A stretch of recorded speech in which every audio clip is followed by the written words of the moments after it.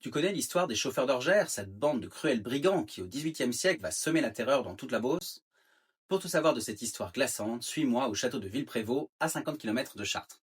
C'est ici, dans le Grand Salon, qu'en 1798, plus de 300 membres de cette bande redoutée seront interrogés. Leur organisation était infaillible. Chefs, espions, receleurs, messagers, la nuit ils s'introduisaient dans les fermes, ligotaient les habitants et leur brûlaient les pieds pour leur faire avouer où ils cachaient leur argent, d'où leur surnom de chauffeurs.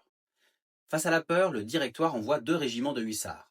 Entre espionnage, trahison et embuscade, la bande est finalement arrêtée. Le juge Amand-François Fougeron, propriétaire de Villeprévôt, est chargé de l'enquête. Il transforme le salon de son château en salle d'interrogatoire où, jour et nuit, les brigands défilent sous la lumière des chandelles, tandis que les autres attendent enfermés dans les caves. Le verdict est sans appel. En octobre 1800, 21 chauffeurs sont guillotinés à Chartres. Mais la légende, elle, ne s'est jamais éteinte.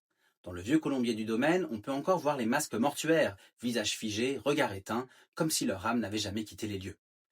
On raconte aussi qu'un trésor dort encore dans la plaine et que certains soirs, on entend dans le vent l'écho des pas des chauffeurs d'orgères et bien sûr le crépitement de leurs flammes. Plus de détails frissonnants sur mon blog Les Carnets d'Igor.